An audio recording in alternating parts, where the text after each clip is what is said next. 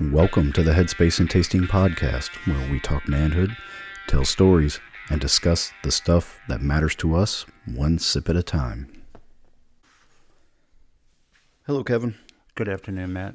Welcome back on an unusually Pacific Northwesterly weather Saturday. No doubt. It's been like this for 4 days. It's really weird. December 27th, and what is it, in 50s? Mid-50s out there? Yeah. Low 50s? Yeah. But wet and it's cool. Moist and misty and foggy. And then tomorrow we're going to be in the 60s, then drop down to the teens. Right. It's crazy. It's going to be wild. All in one day. Plus some rain / snow / ice maybe. Who knows? We'll see. Some sort of precipitation is going to fall. When? We don't know. Right. Should be an interesting January. Kevin, you brought the bourbon today. I did. What'd you bring us? Well, before I do that, I need to make a correction off of last week's show. Yeah. I completely foobarred Washington's crossing of the Delaware. Yeah, I wasn't much help. I was working on memory. My memory's horrible. I should have had notes. I didn't. But afterwards, and I'm listening to our show, and immediately I'm going, that's wrong. So Washington, when he was on the western side of the Delaware River, 1776, in December, cold, obviously, a third of his men had no shoes, no coats, blankets, that kind of thing. And they had just gotten across the river after General Cornwallis had been chasing them through New Jersey throughout the entire fall into the winter. And it got to the point where when they crossed the river and later hitting December in the cold weather, General Cornwallis of the British decided to make a halt and send the troops into winter quarters. That was a break for Washington, and on several fronts. One of them is that the army was about ready to be disintegrated. Cornwallis was not letting up on them. Every battle they encountered, Washington was losing and retreating. Yeah. And the other thing was the enlistments for the majority of the army was coming due December 31st. And as of January 1st, they're all just going to go home. And he's not going to have an army left. And so Cornwallis put a pause, sent out garrisons throughout New Jersey, and Washington's in a dilemma. And his staff is all downtrodden, and they are trying to figure out what to do. Washington, like I mentioned last week, when the odds are stacked against him, he is at his best. And this was one of those moments. And he knew he had to do something. Even the Continental Congress is writing him saying something has to happen or we're just going to fall apart. And he came up with this idea about going across the river and actually attacking Trenton, New Jersey, which was occupied by 1,500 Hessian mercenaries, Germans, who were hired by the British, commanded by Colonel Rawls. And so Washington put together a plan. It was pretty audacious, and his staff bought into it. They said, yep, let's do it. And it was crossing at 2 points. The point more southern towards the Trenton town, that one didn't go through because the ice flows were just too bad. But he got lucky up north, about 9 miles north of Trenton, and was able to get across. The problem with the movement across the Delaware is they're limited on boats, so I had to keep going back and forth. And as this thing broke, which was the night of Christmas night, the 25th, when they started to go across, a nor'easter winter weather system hit them. And fortunately, they were able to get across with their artillery, which was surprising. Yeah, that's big. And they split up into two groups down two separate roads headed into Trenton. And it was 9 miles of treachery, ice, blizzard conditions, rain, sleet, snow, all of it hit them. And like I mentioned, many of the men didn't have shoes. They were using cloths to wrap their feet. You could actually watch bloody trails going, knowing where they're walking because the feet were bleeding so bad from the freezing. But they made it. They made it to Trenton. They were about 3 hours behind. They wanted to hit first thing in the morning. They started their attack at 8. And the Hessians actually knew they were coming. There was, the pro-Crown supporters were... The loyalists. Yeah, they were coming in every now and then, filtering themselves in, letting them know, hey, there's movement. George Washington's on his way. Nobody bought into it. However, Colonel Rawls did have, every single night, he would have one of his battalions on alert. Oh, okay. Every single night, they had to be full out on patrol and in their positions, and they rotated. They had 3 of them, so you rotate each evening. And so they weren't negligent in what they were doing. And there was one loyalist who came into Colonel Rawls during the middle of his Christmas dinner, gave him a message that apparently Colonel Rawls never opened. Oh. It was found in his pocket after he had died in the battle for Trenton. Wow. He was hit by one of Washington's sharpshooters. In today's parlance, it'd be a sniper. But back then he was a sharpshooter and killed a couple days later.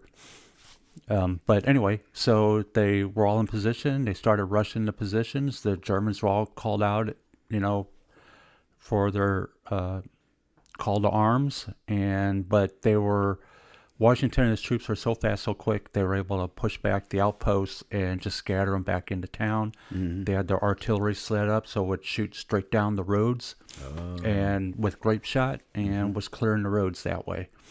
And they ended up having 2 separate surrenders of groups of Germans within the Battle of Trenton. It was a really quick battle.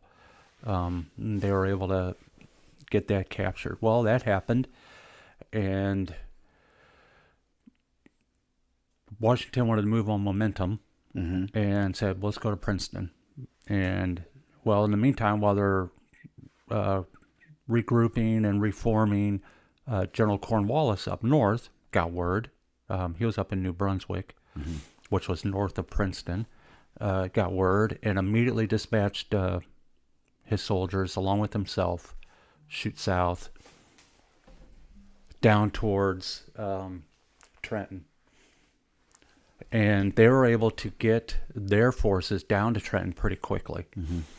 And to the point where just north of Trenton, Washington and Cornwallis were stacked up against each other. Okay. And Washington's going, well, you know what? I got the Delaware River to my back. Princeton's north. I got Cornwallis right in front of me. What am I going to do? No good plans were coming forth. And then Washington come up with the plan about, how about we just fake them, leave in the middle of the night, and flank the British on the left and take them that way. Well, buy-in from his troops again. It's like, yes, from his officers and staff. Is this where they had let the campfires lit? They did, but this wasn't the first time, and this is what's funny about the British, because there was actually one British officer, I forget who it was, who actually said, if past experience means anything, by tomorrow morning Washington isn't going to be here. Cornwallis didn't buy into that because he wanted to attack him that night, and Cornwallis said, no, wait till tomorrow. Right. Well, that night, Washington left back 400 men who maintained the campfires and were digging trenches all night, using their picks and shovels to make the noise. Yeah. And also had guys walking along the crest of hills to show patrols. Okay. Guard duties. And, well, it worked. The entire army of George Washington's left, went north around the British, and ended up catching the rest of the British Army coming out of Princeton, and they were a few miles south of Princeton, attacked them, got them, and next morning, Cornwallis realizes the Washington's army is gone, and he hears gunfire up north, and he's like, all right, so he shifts his army back up north. Well, by that time, Washington already overrun Princeton and won that battle. Now, Washington is kind of getting kind of cocky, and he's going, man, I just won 2 big battles against the British. All these prisoners, weapons, and he's going, let's go for New Brunswick, because New Brunswick, the British Army had left to come get them. Okay. But New Brunswick had all the warehouses. There was a treasure chest of something like $50,000 in gold, which would have been very helpful for the Army, the Continentals. But his staff got the better of him and said, you did great. We can't keep going. We got to get out of here. So they beat feet northwest, away from Princeton. Cornwallis kept going because he was thinking they're going straight for New Brunswick. Yeah. And he's like, we got to get back there. And kind of let Washington go, and that was the winter campaign. Wow. Okay. But it boosted the morale because Princeton took place January 3rd. Oh, okay. So it was basically a week after. Yeah. But it was very successful, a very big boost to the morale of the Continental Army, Continental Congress, the supporters, and also very helpful in European eyes, leaders over there, because not a lost cause type of thing. George Washington proved himself to be a leader, which was desperately needed. Ben Franklin needed something, and he was recognized by Catherine the Great and his abilities. He was recognized by the French, King Louis, and also recognized by the Germans for what he was doing at that point. He's like, nope, this isn't a nobody. He knows what he's doing. And so, yeah, there you go. Cool. Long battle ahead, but sorry I messed that up, everybody. And here we go. And now we get to enjoy today's bourbon. Yeah.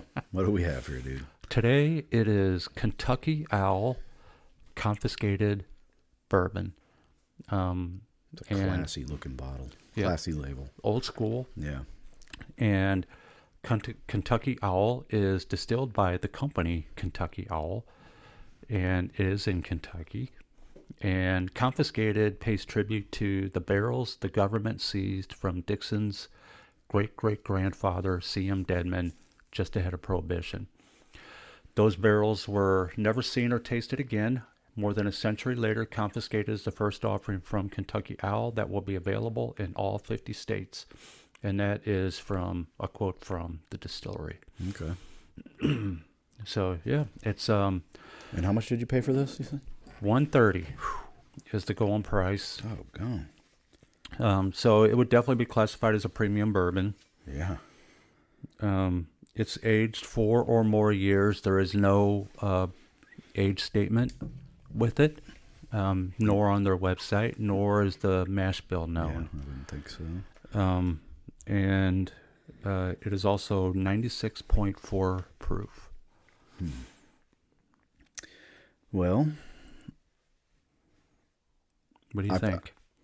The first thing I thought of when I smelled this was it smells like Scotch, which kind of makes me feel like it's a wheated. Maybe I have a wheated bourbon, but I got some caramel in there as well, along with some wheat and Scotchy, not necessarily peat smoke, but kind of like a Johnny Walker or Chivas type of smell. Oh, you know, like a classic whiskey you would find on your grandpa's shelf type of smell. Okay. What'd you get? For me, I mean, it was just straight up oak and caramel. Were the two dominants.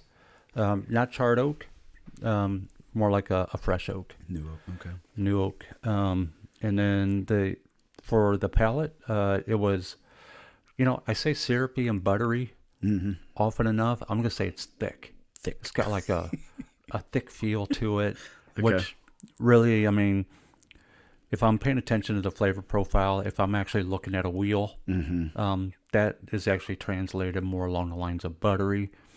But it's got a great sweet start and it transitions well into a spicy finish. And getting a little mix between coffee and leather in there, which gives me the earthy feel, and the oak is, again, standing out on it. Okay. Yeah, I get what you're saying on the oak for sure. I was getting some malty notes in there. Sweet, like you said, when it first gets on your palate. No real crazy heat or anything, but there is a little, you could tell it's a bourbon. But 96, what is it, 96.4? Doesn't seem like that at all. It seems a bit lower, quite a bit lower, actually. I think it depends on when we're tasting it, like the first swig versus two or we'll three. See. As this glass breathes a little bit. I put it, it's just very subtle flavors. Nothing jumps out really hard. So it's very, I guess you would call that a very well balanced. And it's a classic whiskey taste to me. Yeah. I thought initially, once I got past the initial taste, it's slightly bitter. And it's got a full mouth feel, but it settles well. And that once you swallow it, the heat doesn't radiate in a specific spot. It's just kind of all over. Yeah, I get that. And that's where I get that full mouth feel to it. And it's got a great amber color to it as well. And yeah, we'll see as we go. Good bourbon in the parlor with playing billiards and with the gentleman. You know. Okay, excuse me. Today's show, we wanted to kind of do a year in review since this is the last show of 2025. Yeah. A full year. Right. And we're right on, this episode will push us over the edge into 1,000 downloads and views. So that's a cool milestone. Yeah, and that's just Spotify. That's just Spotify, yeah. Not counting all the other outlets. So we're just going to go over a few highlights, maybe lowlights, I guess. Yeah, well, you mentioned the 1,000 streams and downloads just from Spotify. So I had to do a quick look. YouTube, which we didn't start until later and started putting episodes up there. So it's not a full year, but we did it. We so far have had 318 views. But in people's, like YouTube, when someone makes a search for something and you get all these videos come up, we've popped up in more than 5,000 searches. Oh, cool. With whoever's searching for whatever their topic is, which I thought was really good. And yeah. So, I do want to kind of give everybody a heads up because, we've had this logo at the Headspace, and then we call ourselves the Headspace and Tasting Podcast. Right. What exactly why did you come up with Headspace and Tasting? And it comes all the way back to our time in the Army, and we wanted to pay homage to our time in the Army. Yeah. And in the Army, there's a thing called a 50 caliber machine gun, or the Maudus, or the M2. It's got to be one of the oldest weapons used in the modern Army, isn't it? I actually, when I was still in, I had one that the barrel was still stamped 1942. Yeah. So I mean, they've been around a long time. Yeah. But they're it's a classic, and our name comes off a play off the headspace and timing gauge for the 50 cal. Yeah. And so that's where we come up with headspace and tasting. Yeah, so when you change barrels or do any sort of maintenance, you have to reset the headspace and the timing of it. So there's a special tool that usually one person has to carry around with them. It's very important. Yeah. So if you look at our actual logo, we have the silhouette of a man, and on that side view of a man's head, you can see inside of it this galaxy spinning around in the brain. And that's, that kind of represents, first our male perspective and talking manhood, which is part of our motto. Yeah. And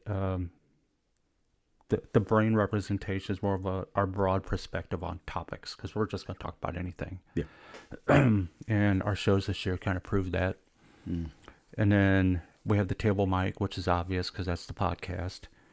And then the rocks glass, because every single episode we do something with our bourbon journey. Yep. And then what resembles the dog tags on the table is actually a representation of the headspace and timing gauge. Yeah. So we left that in there as well. So yeah, that's our logo. That's it. And I did have a animated version of it that's pretty cool. We're going to try to somehow figure out how to put that up. But it's pretty neat. Yeah, this show started out just a quick conversation between you and I. You know, you talked about, like, you've always wanted to do one. I said, well, I have a little bit of experience. And for some reason, I brought all this equipment with me from South Carolina. I had no intention of starting doing a podcast again, but I enjoyed it. And, you know, I think God played a hand in that and put us together. And our show has really evolved. You know, it's stayed consistent. I think how we do our show is consistent. Our topics have gotten a little bit more deeper and meaningful, I think, as we went along. Yeah, mostly. But I think it comes with us being more comfortable speaking on a microphone or opening up about ourselves. Speaking up to each other and getting to a point where we just don't care what the people are listening to us think. Yeah. I mean, yeah, we're not that we don't care, but we're not monetized. We have no intention really of doing that in the future. This is just kind of a fun thing. I mean, if we could get paid for it one day, that'd be really cool. Yeah. But we moved away from the self-consciousness of, oh man, hope I don't say something that's going to hurt someone's feelings. Yeah. Or make somebody think I'm a weirdo or yeah. Back to whatever. Us saying, no, that's who I am, and that's what we're going to do. Yeah. But I will tell you, I mean, and it's still true. As long as I'm having fun, I'm going to keep doing it, and I'm still having fun. Yeah, me too. But I will tell you that it's been a nonstop learning process. Mm-hmm. I mean, we've done our show, and the batteries have died right in the middle of it. Yeah. While we're recording. We forget our intro. Yeah. So we had to adapt. Mike's coming apart and completely falling off the table right while we're talking. Have no idea how it happens, but it does. Different acoustics too, you know. It started out real echoey, and we were trying to figure out how to, you know, get the sound right. And editing, you know, it was my first time ever doing any sort of editing. Yeah, and not that we actually edit the show. No. But you trying to put together an actual package that when we put it out there, it sounds good from start to finish. I guess that would be producing, right? Not editing. Yeah. Trying to produce a show. Because, you know, we added music into it, and we've upgraded that. Yeah. And we get a copyright violation for every publication, but we get permission to do it anyway. Yeah. I don't know. Should we mention who, like the band, to give them credit? No. Or will that hurt us more? No, let's not mention it unless we have to. All right. That's what makes it more fun. Yeah. Maybe someone listening can catch on and call it out. Not Caitlin, though. She already knows. But anybody else, if you can figure out what band that is, let us know. Yeah, but you know, some other lessons learned is note-taking is important. Yep. Planning is important. Division of labor. Right. Basically, who's going to study what and who's talking about what. Yeah, I mean, this last episode that we had was a good example. Yeah. You know, but we've had plenty of examples where all of a sudden, you know, either you or me will mention something or bring up a topic or ask a question, and all we get is the 1,000-meter stare from the guy. Where'd that one come from? Yeah. So I think, like you said, it's still fun. I look forward to this every week. You know, Saturdays are for the boys, and this is our dude time to just hang out and do something for ourselves and share it with everybody else. And it's cool. And I want to thank my wife, and Kevin, I'm sure you're very thankful to yours for, you know, giving up this time with us on our weekends. And it's great. I think I've grown from this. It's definitely triggered, you know, we've spent, when we turn the microphones off, sometimes we'll spend a couple hours still talking, or we watch a movie that you mentioned, and then we'll talk about the movie, or we have a lot of good conversation before we start recording. So, maybe one day if we do a video format, then we can release that on YouTube, the aftermath or whatever. I don't know. But that's always fun, and we want to get back to having some more guests on the show. Oh yeah, we got a few in our pipeline. Mm-hmm. Yeah, because you know what, that does a lot for our show actually, and it gives us a break a little bit. Well, I like talking to other people too and getting their perspective on stuff, not just hearing you jack your jaw. Yeah. Well, sometimes I sit there. We meet every Wednesday, and sometimes on that Wednesday I sit down with you. I'm going, I have no idea what we're going to talk about Saturday. Yeah. Whatever. Yeah, so we look for different things like, okay, well, what happened in that day in history, or what's been in your prayer life lately that we need to talk about, or whatever. Well, and funny thing is, when we were talking about this show and some of the things we've been learning, and you mentioned it, we are not monetized. This is us, and we don't edit in any way. What you hear is raw and unfiltered. And whatever's coming down what we're doing. And what kind of brings me up to the 2025 word of the year from Merriam-Webster. Oh, okay. That word is 4 letters, and it is slop. Slop. And okay. right. And it's a good transition for what we've been talking about, because they define slop as digital content of low quality that is produced usually in quantity by means of artificial intelligence.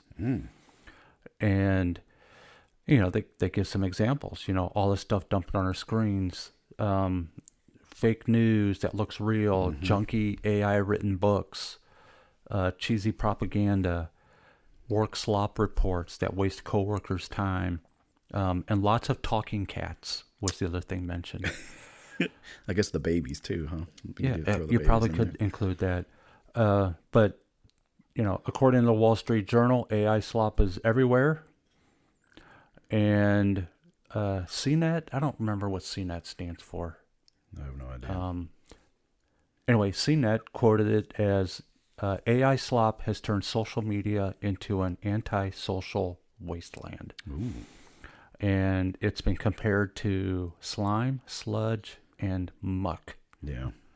And I think slop oozes into everything. There was a report that it's a massive number, 75%, we'll say, 80% of the content on Twitter came from AI bot farms in China, Russia, India, and the United States.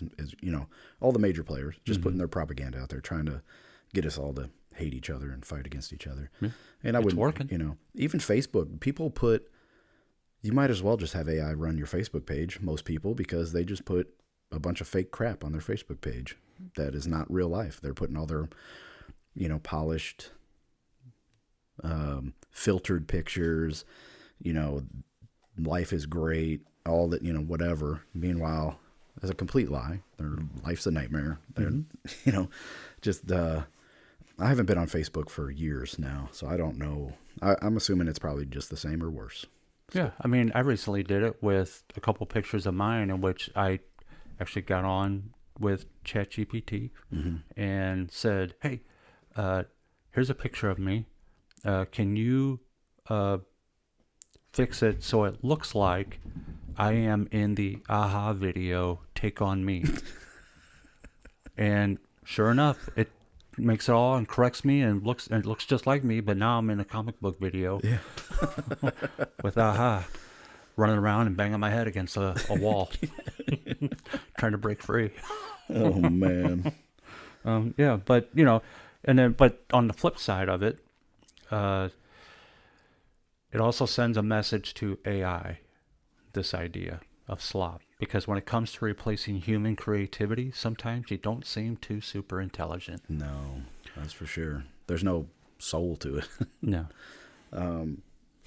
But AI, when it makes, there's a certain channel on YouTube or Spotify, I don't know, whatever, I think it's YouTube, where they'll take like a rap song by 50 Cent and turn it into a soulful 1960s blues song. It's incredible. It's like the best voice you've ever heard. But AI is taking all of the best voices it has access to and combining them into one, and it's like too good. Right. It's Well, and that's actually flawless. That's a good PSA. Anybody who decides to use ChatGPT, be careful what you put on it. Oh yeah. Because everything that you put on it is automatically public domain. Mm-hmm. And anyone, if was to ask, Kevin, Headspace podcast, I might actually pop up in there. Maybe. It's like a super Google is really kind of what it is. But you mentioned that about the different soulful songs using rap, because Gail and I recently went to a concert, and the band is Postmodern Jukebox, and that's exactly what they perform. Rap songs, but modern songs, but done in a 1940s, 50s style. Oh, okay. And a lot of fun. Yeah. They do a really good job. That would be fun. But at least it's live and real. They're not computer generated people. Yeah. As far as I know, nobody tried to throw anything at them, so I couldn't tell if it bounced or not. Well, that kind of talks about like there's the pushback against AI or modernism. There's always a certain sector of people that are having this nostalgia, this feeling of nostalgia. They want old stuff. They want original things or a recreation of a classic model of whatever, bicycle, car, radio, whatever. And there's, you brought up in this meeting these ephemera boxes. Oh, yeah. That's popular now. Mm-hmm.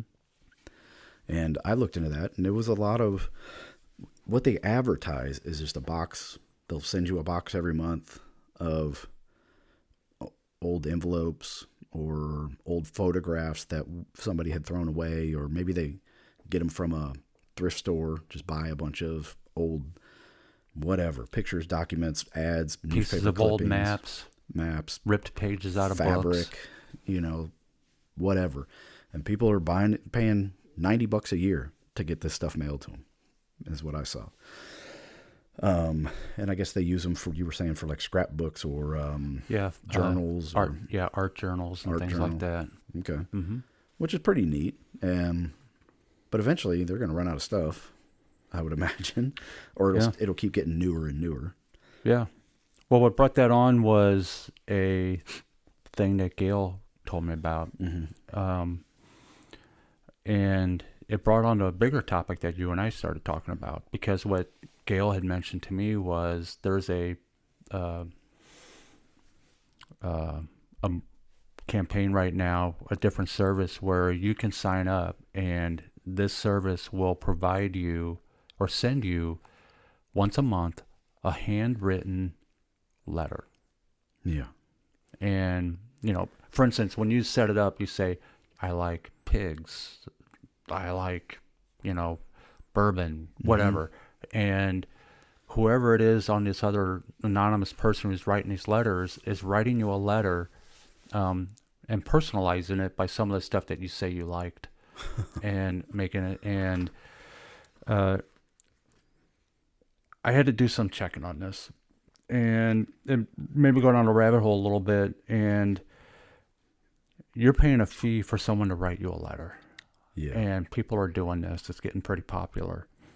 And it says something bigger, in that we have lost the art of connectivity. Mm-hmm. We do not know how to connect with each other anymore. On a personal level. Yes. Yeah. And I think it's also a sign that loneliness is more prominent than we realize. Yeah, I would agree. And even though someone might fake it in a group setting, mm-hmm. they're leaving that room just as lonely as when they walked in. Mm-hmm. And you would never know it. And,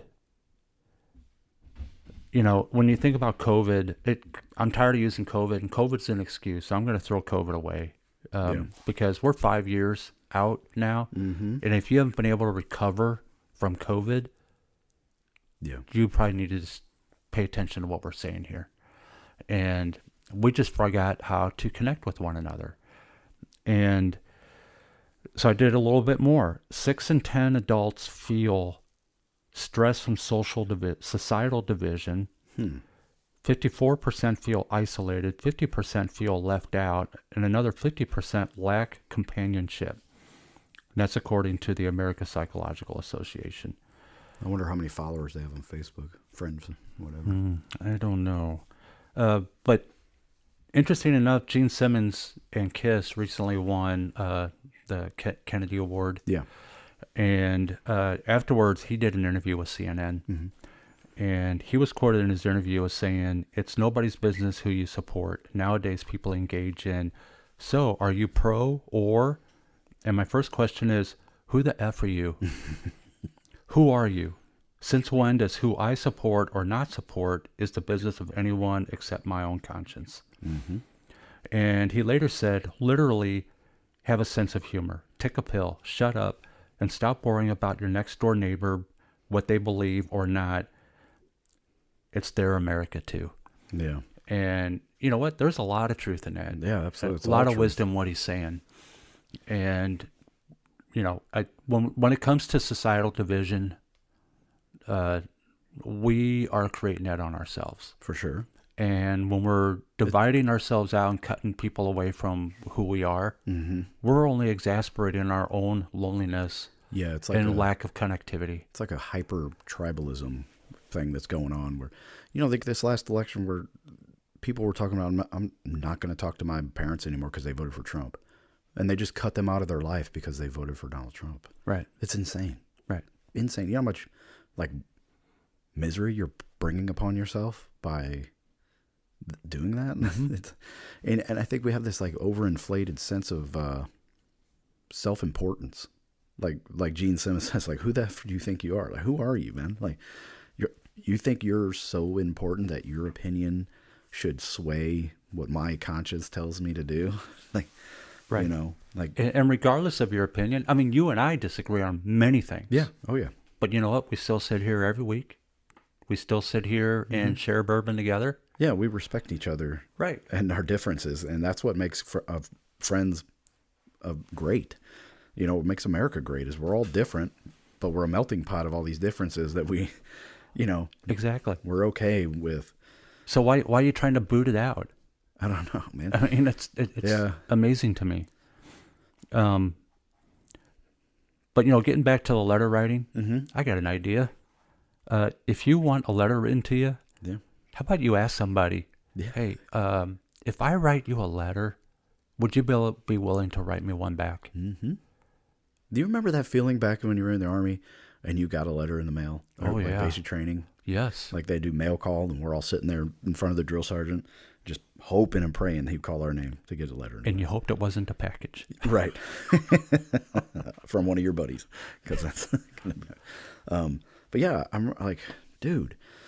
And when I was a drill sergeant, do mail call, I remember I'd pull it out, Private Joe Snuffy, and I'd smell it. See if there's any perfume on it. Right in front, and all the guys, you know, they think it's hilarious. Yeah, but letters meant so much. Oh, this is huge, man. And now you get a text message or an email, Yeah. or a Facebook Messenger thingy. But it isn't amazing, even with all our technology, and we can communicate instantly with anyone. Yeah, literally anybody in the world. People will still be so happy.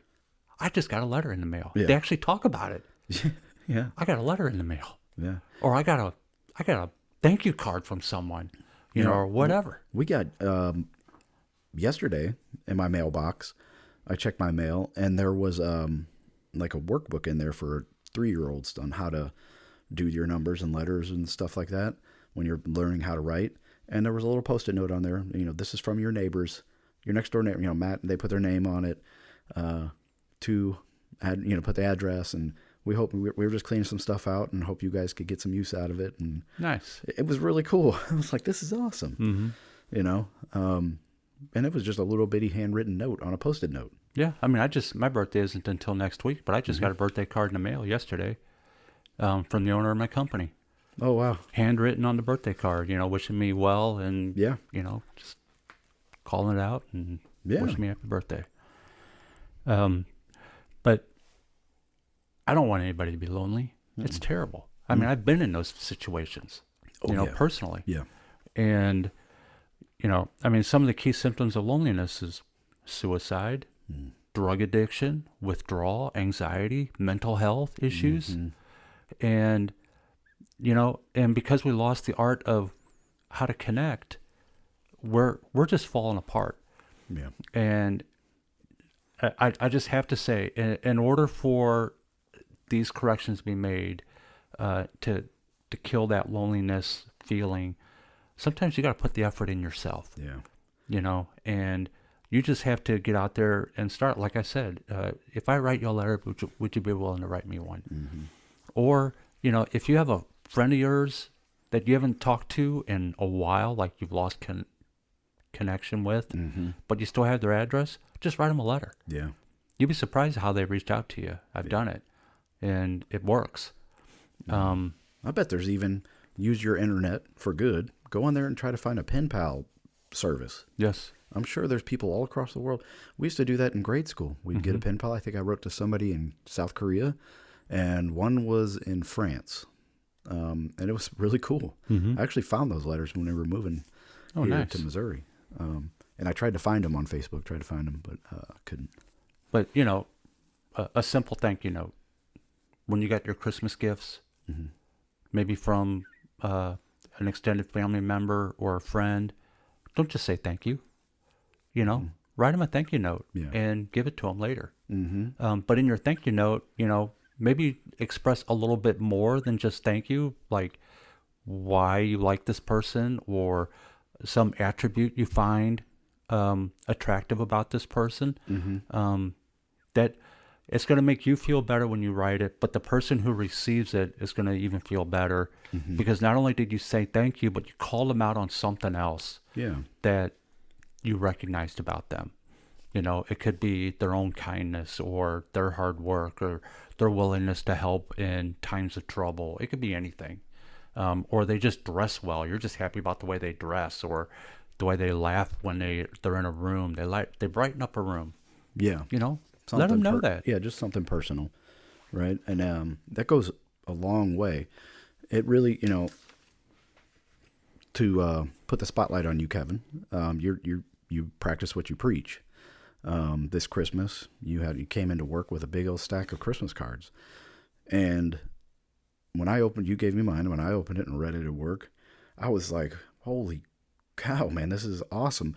It was a personal note written to me from you on a Christmas card, and it was very special. And but then I thought like, surely he didn't do personal notes to everybody in every one of those Christmas cards he was carrying, did he? And you did.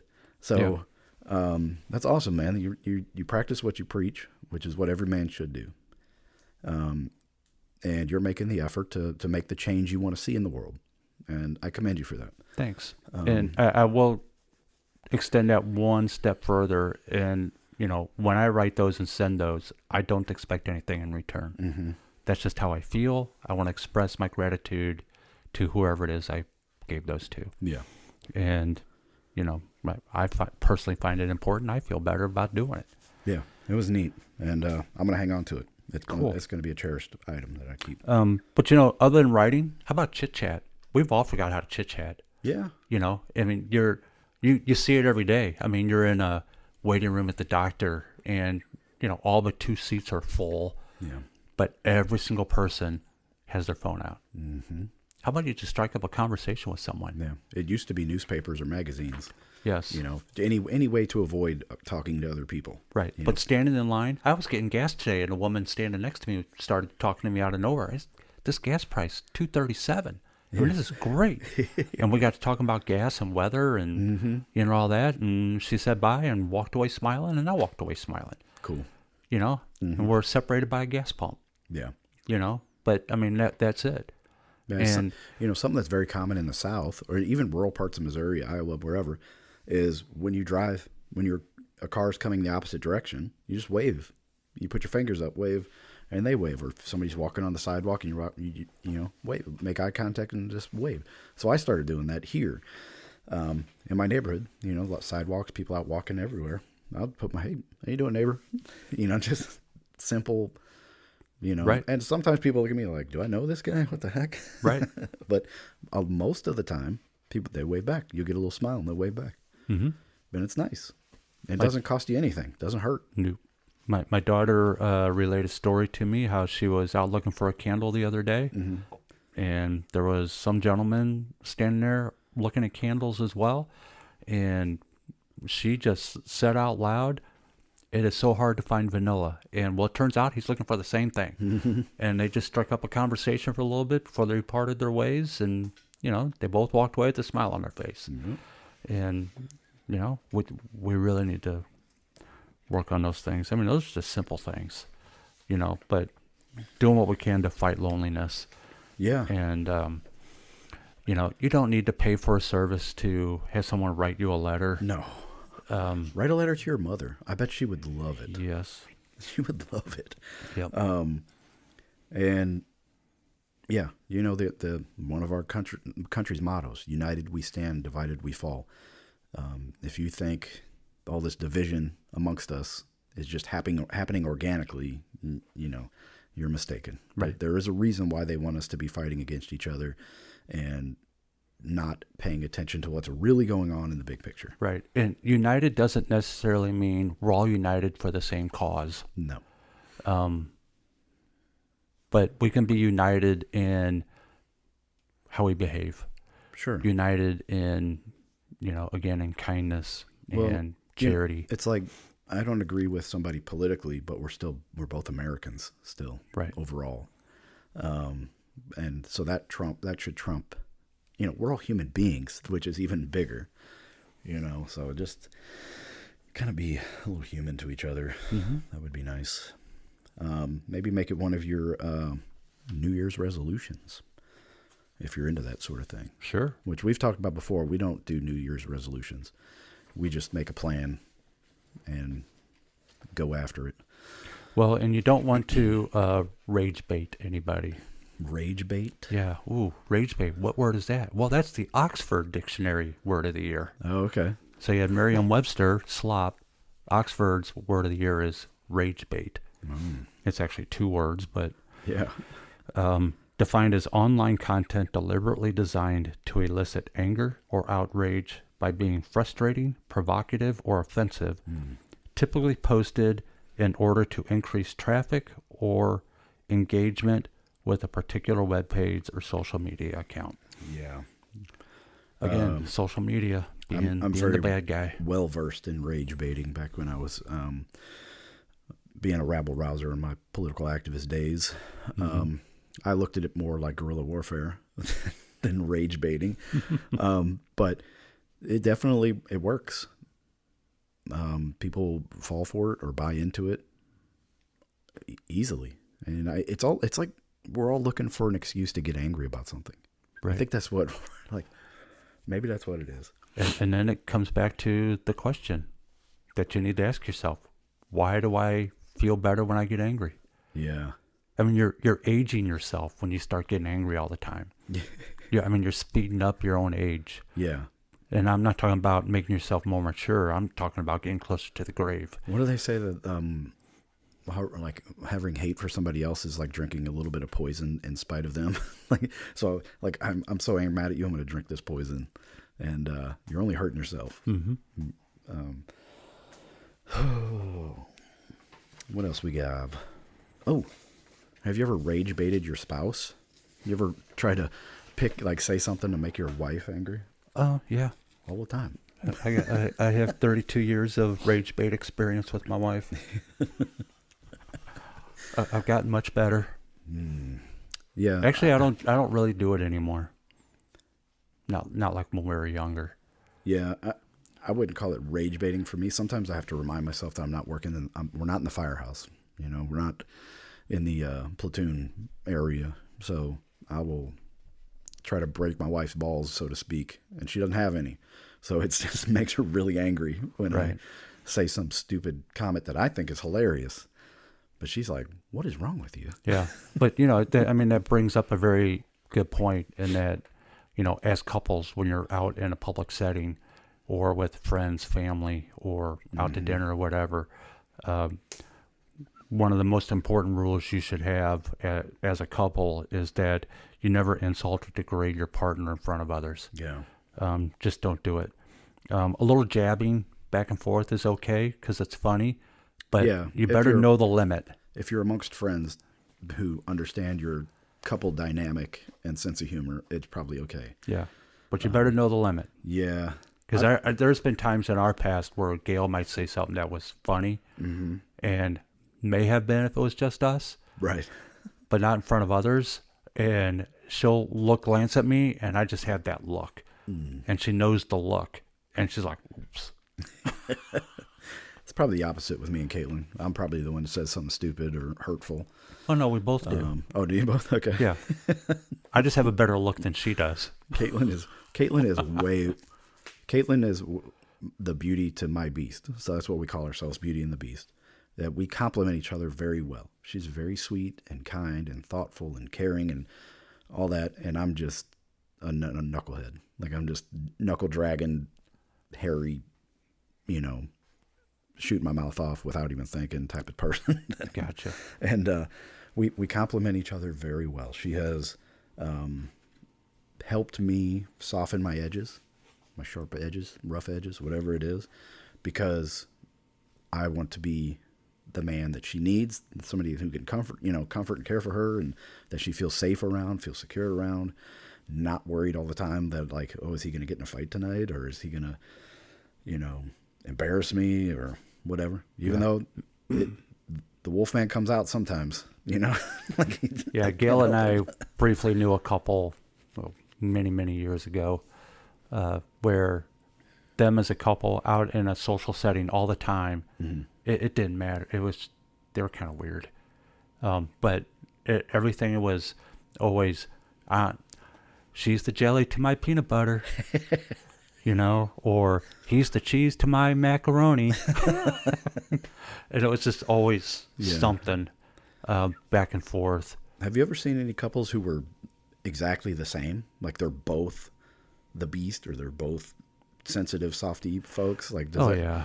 Where like they're just like, you're like, how are these people together? Because they just don't mix. That's actually kind of a poignant statement, because that's exactly the thought that goes through my head. If I see the couple in which they're just like each other, and they just come across to me as being very boring.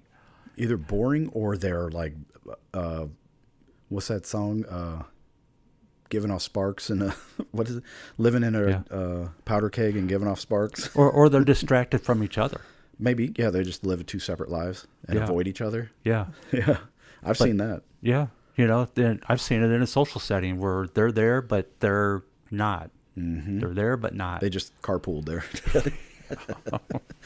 But yeah, if you have two volatile personalities, two very strong personalities together, man, that could be trouble. Like, or even two meek people who are together and they're too afraid to say anything to each other. I could see that being a problem as well. Yeah, I mean, our strengths and weaknesses, we should be able to balance them out with our partner. Yeah, and if we can't, you might want to. Yeah, so anybody things out. Like single out there looking for a partner in life, I think,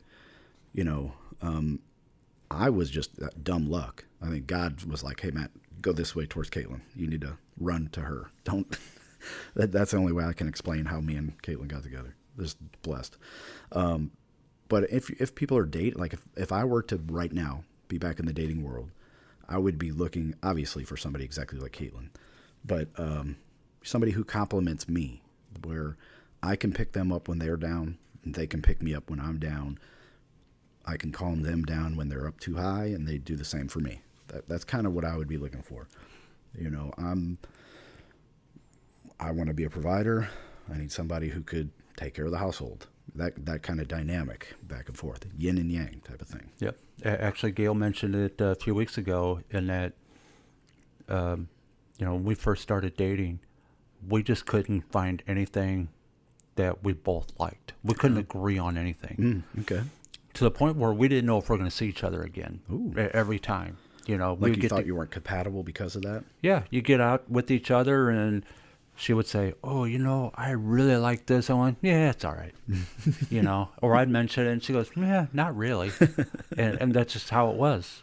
But that's a good thing when you get together, though, is you love the other person, and you would try their, go to, like I took Caitlin to the Fox Theater to see this Neil Diamond play, and I was like, I have no desire to go to see a musical, but I love my wife, and she really, really, I knew she would love it, so I got her tickets. Mm-hmm. And she goes with me to hockey games. She's never, but she enjoys it, and I actually enjoyed the play, the musical. Things like that, I mentioned the look. Gail says something that's not kosher, and she'll look at me, and I have that stare. She knows exactly what it is. Yeah. And do you guys have any secret signals when you're out in a group setting or anything like that? Or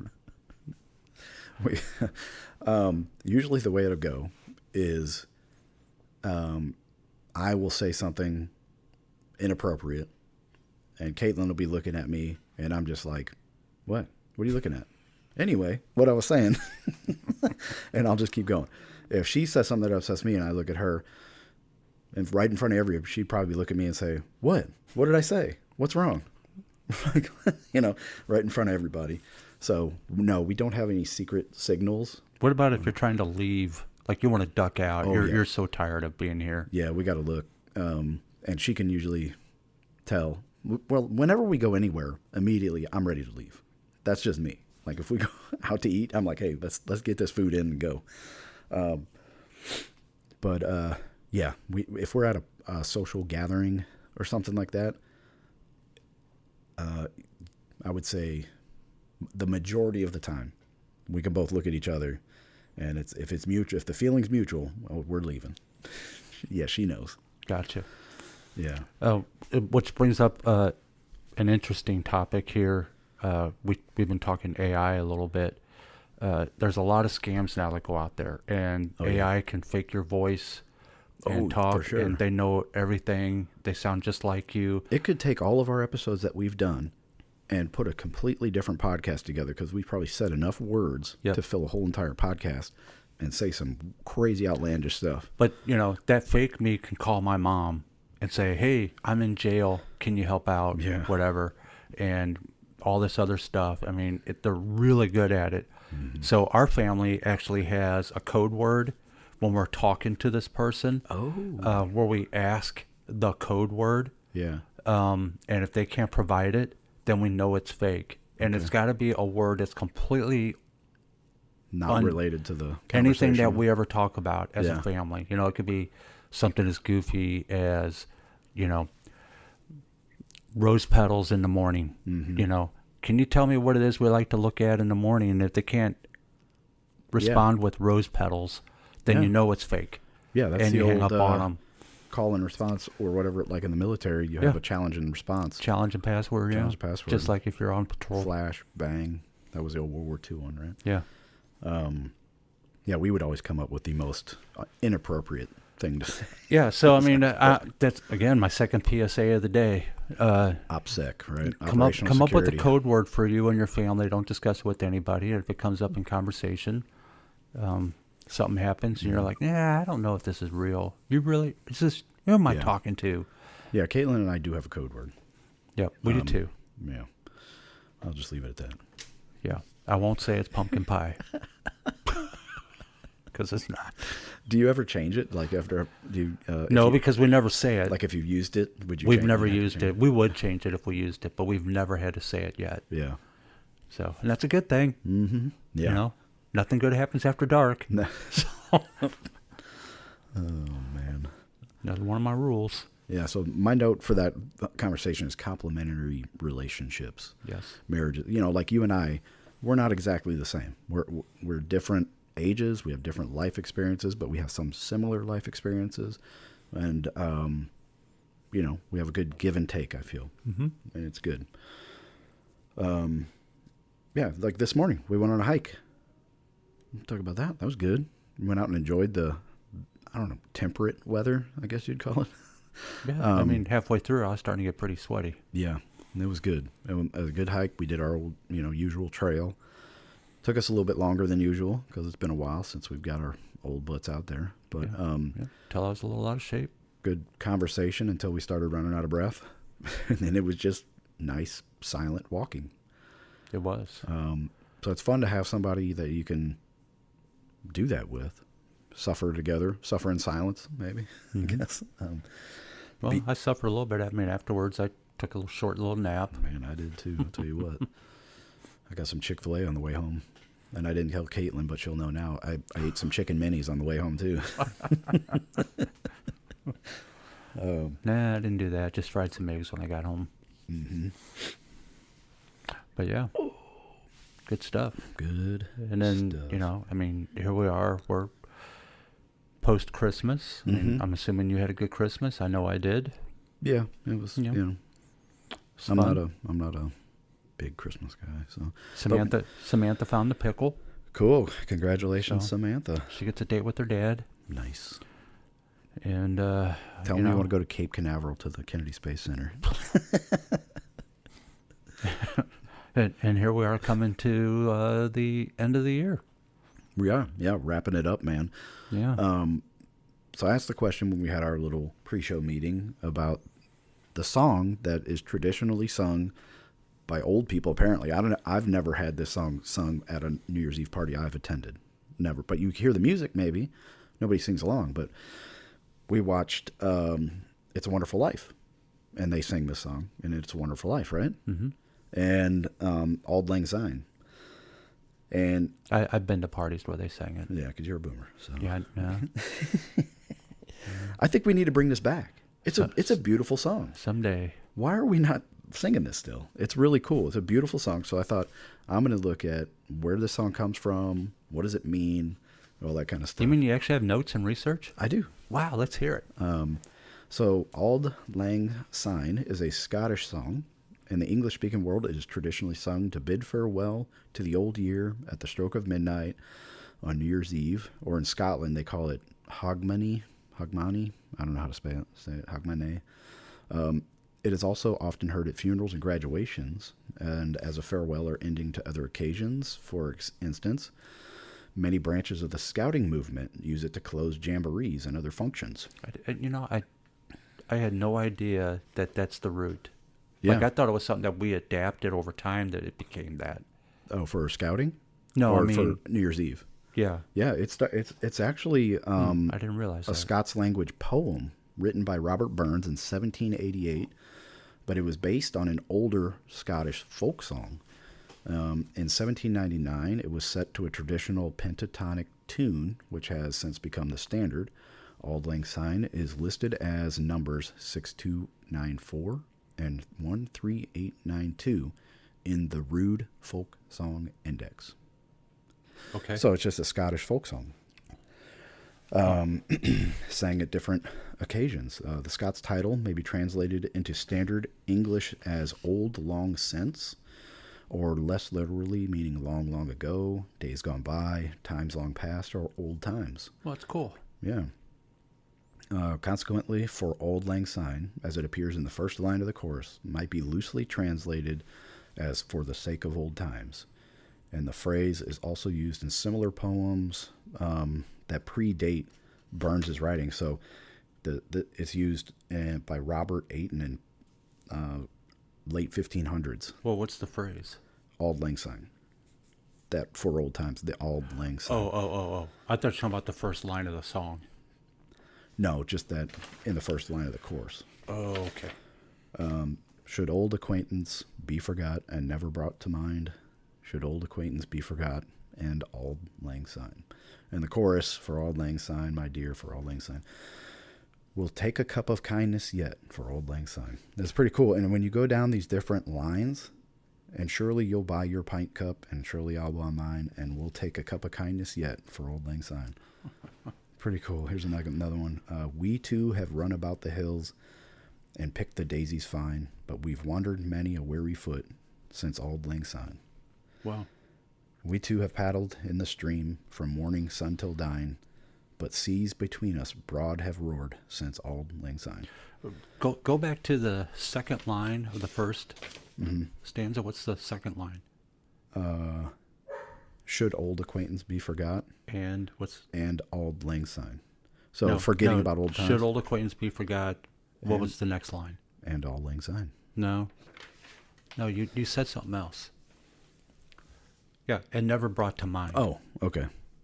Is that the first? That's the first line. Should old acquaintance be forgot and never brought to mind? I'm here to tell you, out of all the years I sang it, I never knew the second line was "and never brought to mind." What would you say? Just like blah blah blah blah. Because it's midnight. I mean, I probably had too much already to drink. Sure, of course. Yeah. Well, that's cool. So it's a neat tradition, and there's a lot of Scots-Irish in the United States. Pretty much almost everybody in the United States probably has some sort of connection to either Scotland or Ireland. And I think we should bring that tradition back. Me and Caitlin were talking about maybe having a New Year's Eve party this year. But it's coming up quick. And I don't know if I want to stay up till midnight, honestly. I don't think I've stayed up past midnight for New Year's Eve since Y2K. Really? I made it last year. So my birthday is New Year's Day. Right. So I have a birthday party every year, whether I want it or not. And because everybody always celebrates it on New Year's Eve, and then it's kind of haphazard. Oh, and then it goes an into your afterthought. Birthday. Oh, Kevin, happy birthday. But everybody wants to do it right at 12:01. So for me, when I'm going to bed, if I'm going to bed early, I just turn off my phone. Oh, okay. Because I'm going to get 600 messages and phone calls. Awake. Right. Yeah. Happy birthday, Kevin. Then you turn your phone on the next day and the battery instantly dies. Right. So, pretty funny. But, I had to bring up the second line to Auld Lang Syne because I just never knew and never brought to mind. I just don't remember ever singing that when I sang that song. Yeah, we'll have to, if we do the party, we'll have to set up the karaoke machine and have the words scroll down so we can get it right. Well, it kind of reminds me of growing up, how I just don't know what words of songs are. Oh, yeah, there's so many. So when I grew up listening or singing the song Rudolph the Red-Nosed Reindeer, I always thought, I bet I was 30 years old before I knew that You'll Go Down in History was You'll Go Down and Hear Stories. It makes no sense, but that's how I sang it growing up. Yeah. Okay. Yeah, now on Spotify, all the lyrics are on there. Do you know that? Like, you can look up the lyrics to any song. Yeah. Ever. And well, if you can also set it so that way while the song is singing, they scroll with you. Yeah. Takes all the mystery out of it, I guess. Yeah. I like making stuff up while I'm singing. Yeah, pretty fun. There's a song called Finding God in a Tomato, I think it's called. Finding God in a Tomato. Is it from VeggieTales or something? No. And that, I swear, I keep hearing that song, and it's like, why'd you leave the ketchup on the table? Yeah. Is one of the lines, and it has nothing to do with why'd you leave the ketchup on the table. It has something else. Yeah. But my son was playing it one time in the car with him, and I sang that out loud, and he heard me say it. And he goes, "That's not what they're saying." Well, to this day, he can't hear the song without hearing me say, "Why'd you leave the ketchup on the table?" Oh, man. Yeah, Finding God in a Tomato. Oh, boy. So, let's see. We were doing the show last year on New Year's, right? And we talked about... It was our first show. Yeah, okay. So we talked about how we plan for our year ahead. We don't do New Year's resolutions. We kind of have different goals, maybe, but what did we say? Plan, like usually I would write out my goals, and then I had sub-goals on how I'm going to accomplish like little milestones along the way to meeting the main goal. This year, I'm not doing that. Right. Neither am I. I am going to focus on living life with what God provided for me, enjoying today, and I did do my budget, I did a whole entire year of my budget, but it's not set in stone. Yeah, because you're not supposed to be irresponsible. Right. So for me, my goal this year is to be a good steward of what God has provided me. My family, I have a new baby boy on the way.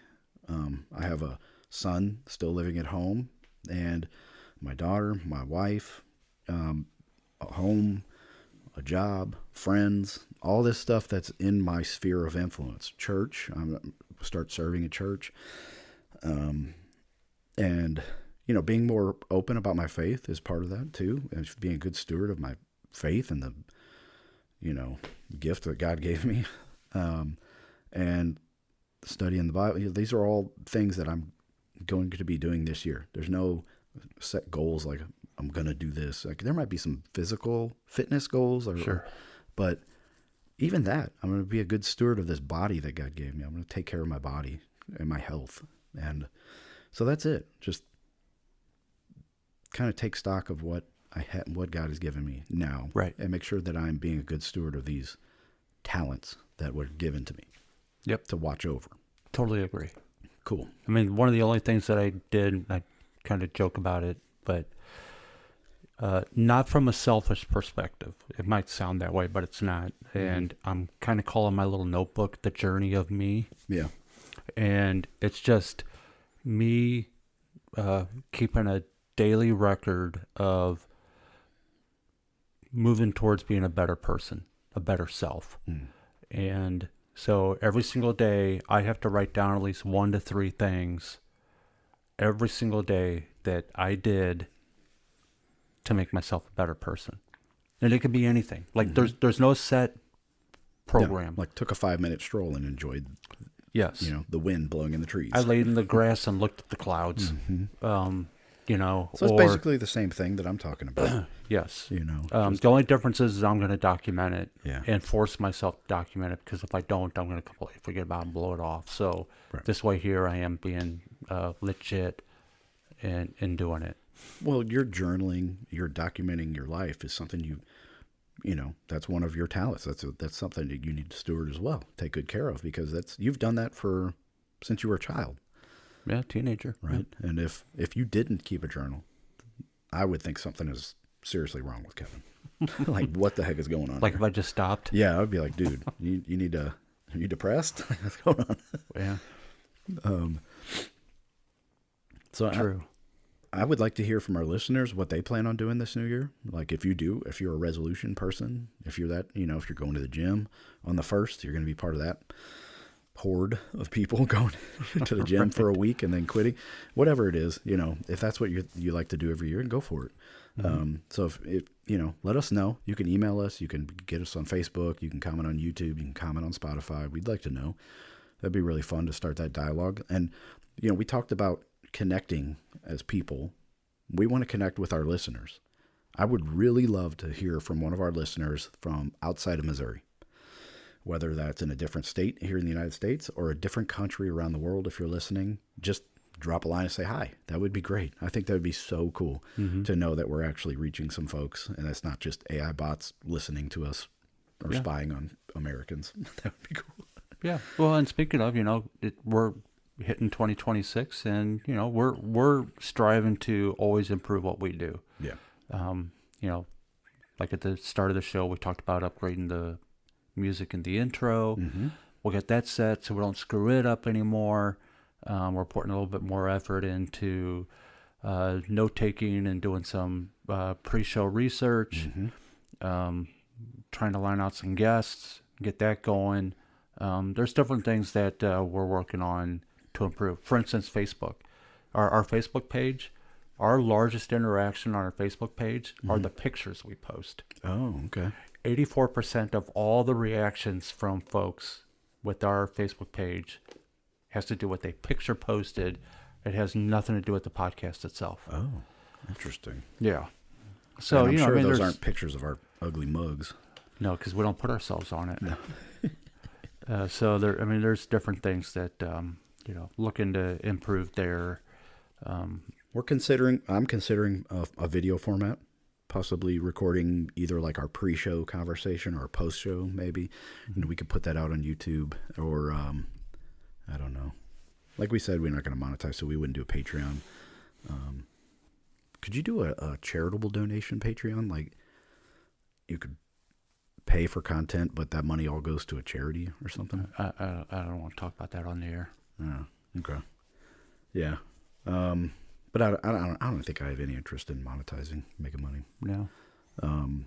But maybe, maybe video content. Unless Elon Musk came up and goes, "Hey, would you advertise Tesla on your show?" Then I might. Yeah. At that point. Or Jim Beam, some huge sponsor. That would be cool.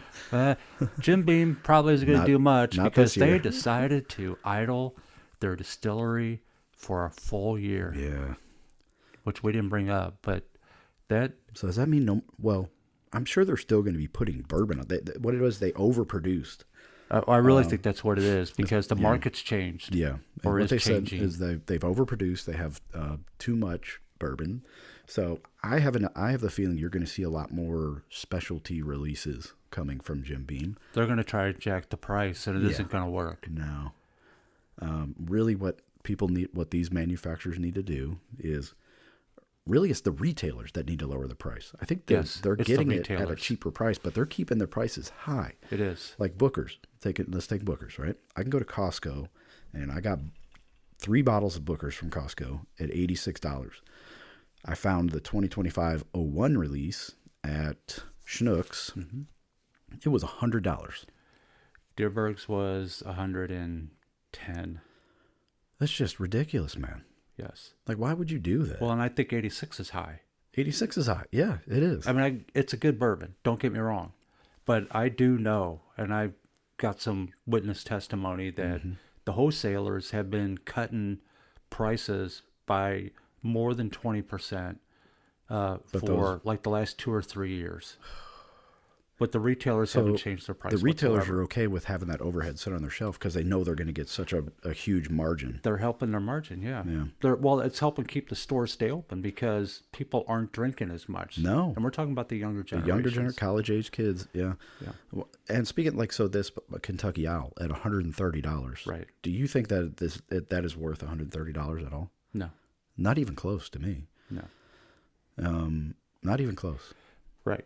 I mean, I think I've. You're again. It's just like saying Pappy Wayne Van Winkle and these others. You're paying for the name. It's ridiculous, man. It's just supply and demand and marketing, and that's the game. Yep. That's as old as time, basically. I mean, right now when it comes to bourbon in general, if I'm going to the store and I'm looking for a bottle of bourbon, I am going to be hard pressed if I'm going to spend more than $60. And at $60, I'm going to be going, dang, $60. Right, especially when you can get Evan Williams bottled in bond in a half-gallon bottle for $40. Right, and it's just it's as good. It's a good bourbon. It's good. Yes. And so you can't, I think Maker's Mark might be the good, like the high end of a good deal. Mm-hmm. I think it has honestly, it has a lot to do with show and tell. I mean, if you got people coming over and you got someone going, oh, wow, you got Booker's? Whoa, you got Kentucky Owl? Mm-hmm. Oh, yeah, Baumgartner? Whoa. Yeah. I mean, come on. Yeah, it's like having a fancy car in your garage that you never drive. What's the point? Right. What's the point? And I've said this. I mean, I've got all these bourbons sitting on my shelf that I refuse to open because of what I paid for them in the past. I know what they're worth today. Right. That kind of thing. They don't make it anymore. But the question is, do you ever plan on selling them to make a profit? Nope. So what's the point? Right. So like I said, I have that handful that I'm saving for special occasions. But I really started to break down and start opening up other bottles. This is one of them, Kentucky Owl. Is one that's been sitting there, and I'm going, I'm going to save it. No, I need to drink it and enjoy it. What do you think of this Kentucky Owl as it's sat in the glass and got some air? And the flavor profile hasn't changed much for me. It's become actually a little bit more mellow. And yeah, I mean, it hasn't done anything more than that, really. No. It's a little bit on the sweeter side for my taste. And I'm really mad at you that you paid $130 for this bottle, honestly. Just so you know. Or maybe it was a gift. So I've been on this bourbon hunt for many years. And my original goal when I first started doing this back in 2018 2018, 2017, 2018. My original goal was to own 100 different brands of bourbon. Okay. Sitting on a shelf. And I hit that goal. Well, I mean, but they're just sitting there, or they're sitting in boxes because they don't fit. Yeah. And this is one of them. And this one here, this particular bottle came out in, I bought it back in 2019. Okay. I'm sorry, 2021. So, it wasn't a gift, but I used somebody else's money to buy it. All right. Well, I'm not mad then. But yeah, I mean, it's 100. I mean, I wouldn't go out and spend $130, $140 for a bottle of bourbon. I spent $100 and I feel terrible about it. But it's good. It really depends on what, I mean, it's really got to knock my socks off. Yeah, like I'm a fan of Booker's. I like their marketing. I like that it comes in this like cedar box and it's cool. Yeah. Nice label and story behind it and all that. And it tastes really good. They're unique. Every 2025 we tasted was unique. And you're right. They were all different. yeah. 02 was still the best. 02 was the best. I'm going to let you taste 01 before you leave today, though. Oh, okay. Because I don't think it's going to last the weekend. Anyway, so on this Kentucky Owl. Yeah, what do you think, man? How did you rate it, man? I gave, if I were still giving half stars, I would say 2.5. Ooh. But I'm not doing half stars. I gave it 3 stars. Oh, see, you and I are different again, because I think it's a worthy 4. 4? Okay. Actually, I think it's a good, solid Kentucky bourbon. True. They're not messing with it in any way. Okay. I like the proof on it. It's not the usual 90, but it's not 115. Mm-hmm. It's 96.5.4 really. And Yeah, you know, I think if they came out with pretty a barrel proof bottle, it would overpower the flavors of this. well, they might have a different one. I didn't look at all the different Kentucky Owls. They have 4 or 5 different ones that come out. This is just based on their confiscated Yeah. recipe that they had prior to the Prohibition. And there is something to be said about doing the basics excellently. Yes. You know, and that's kind of like how in the Army we always push basic rifle marksmanship really hard. And as you move up in the levels of unit, it's all basic rifle marksmanship, just done to an excellent level. And in the fire service, when I was a lieutenant running a engine company, I always harped on my guys, like, we're going to do the basics excellently. And we're going to focus on the basics, you know, like pulling a hose line or, opening a door. So I'm going to stick with my 3 stars because I already wrote it down and I'm not going to go back. But I think this is a excellent basic bourbon. Yeah, I think it's got to me it's got good balance. It's got a decent amount of heat, and I think it's a good example of a gentleman's bourbon. Okay, all right. Well, it's been a great year, Kevin. We've grown our show. Mm-hmm. We've grown as people, as men. Hopefully, we've passed on a little bit of wisdom. I think we've only had one man comment on Spotify. The rest have been women. But we appreciate the women in our lives and the women who comment. Shows our impact. I guess so. Maybe women are craving our type of masculinity. Could be. I mean, I am a lush lover boy. Lush lover boy. According to Cosmopolitan. What? Oh, did you take a quiz or something?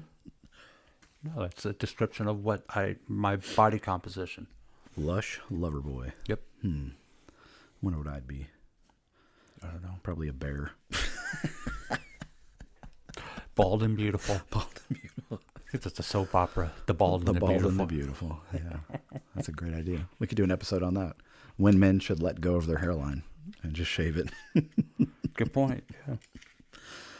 Oh, All right. Man. Yeah, I had the great honor of going gray and bald at the same time. It was awesome when I was in my early 30s. Wow. I was called the Silver Fox, though, by somebody. Oh, brother. Unfortunately, it was my brother's wife. You can probably guess how that marriage went.